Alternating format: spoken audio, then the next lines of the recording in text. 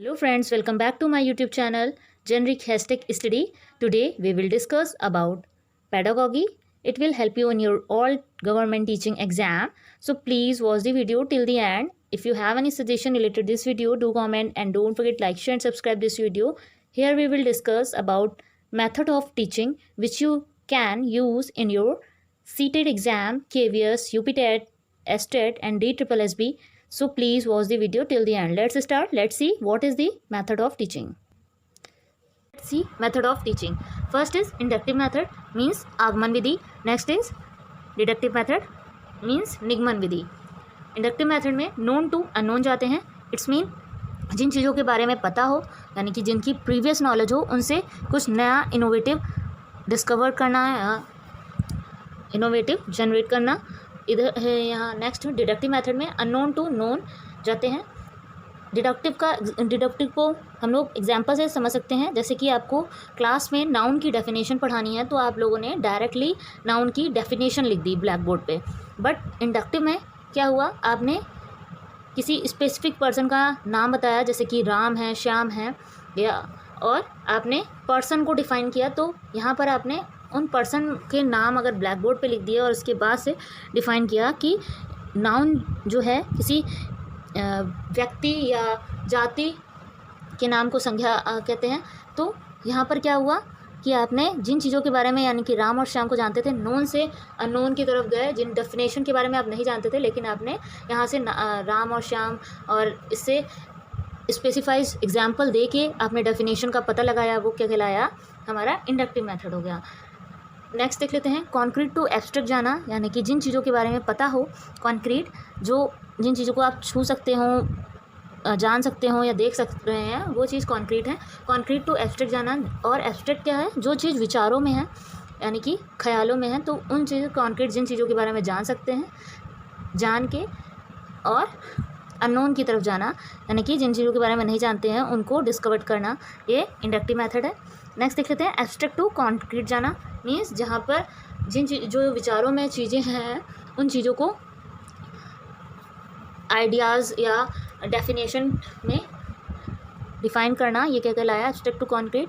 Next is bottom up approach बोलते हैं inductive method को, और डिडक्टिव मेथड को टॉप डाउन अप्रोच बोलते हैं. Inductive method example to rule जाना. जैसे किसी व्यक्ति का एग्जाम्पल दिया आपने, ये राम है, राम जाता है या कुछ, और तो उसके बाद आपने उसके रूल को डिफ़ाइन किया कि ये वाला टेंस है, प्रेजेंट टेंस है या सिंपल टेंस है, तो आपने उसके रूल को डिफ़ाइन किया. बट यहाँ पर आपने पहले रूल को डिफ़ाइन कर दिया कि ये प्रेजेंट इंडेफिनिट टेंस में ये आता है, उसके बाद आपने उसके एग्जाम्पल को सॉल्व कराया. तो ये क्या कहलाया, रूल टू एग्जाम्पल जाना. स्पेसिफाइज टू जनरल जाना.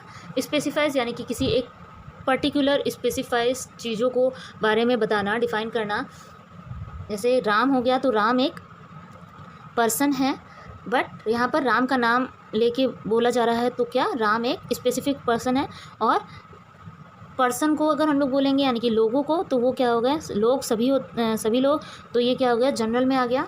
तो general to specifies to general यहाँ पर जानते हैं.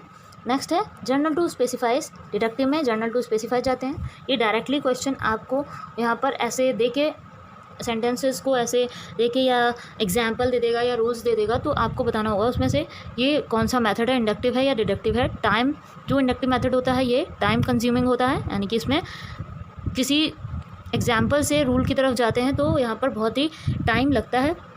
यहाँ डाइवर्जेंट थिंकिंग होती है, मीन्स बच्चों को मौका दिया जाता है कि वो अलग अलग दिशाओं में सोच सकें और उसका सॉल्यूशन निकालें क्वेश्चन का. ये ओपन एंडेड क्वेश्चन होते हैं, यानी कि बच्चों को एक्सप्लोर करने का मौका दिया जाता है, वो अलग अलग दिशाओं में सोचें. डाइवर्जेंट थिंकिंग होती है और क्वेश्चन का आंसर दें. ये इसमें फार्मूलाज को डिस्कवर करते हैं. नेक्स्ट देख लेते हैं यहाँ पर ये कन्वर्जेंट थिंकिंग होती है, जो डिडक्टिव मेथड होता है, यानी कि आपको डायरेक्टली आपको फार्मूला को बता दिया. यहाँ पर क्या है, फार्मूला को डिस्कवर करना है आपको. यहाँ पर फार्मूला को डायरेक्टली बता दिया, जैसे कि a + b का whole square, a² + b² + 2ab, ये आपको फार्मूला डायरेक्ट बता दिया. यानी कि ये स्पून फीडिंग, यानी कि आपको डायरेक्टली उन चीज़ों के बारे में बता दिया गया, और अब इनसे आपको रूल्स की तरफ जाना है, एग्जाम्पल की तरफ जाना है.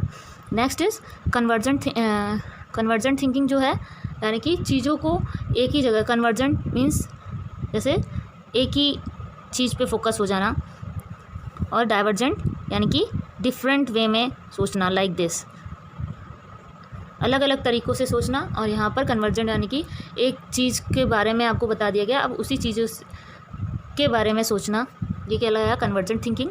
क्लोज एंडेड क्वेश्चन होते हैं यहाँ पर। अब एंड देखिए यहाँ पर क्लोज हो गया, तो ये क्लोज एंडेड क्वेश्चन हो गए, यानी कि आपको एक ही चीज़ के बारे में बता दिया, ये फॉर्मूला बता दिया गया, अब इसी के आसपास ही आपको सोचना है। इससे ये नहीं कि आप कहीं किसी भी दिशा में सोच सकते हैं।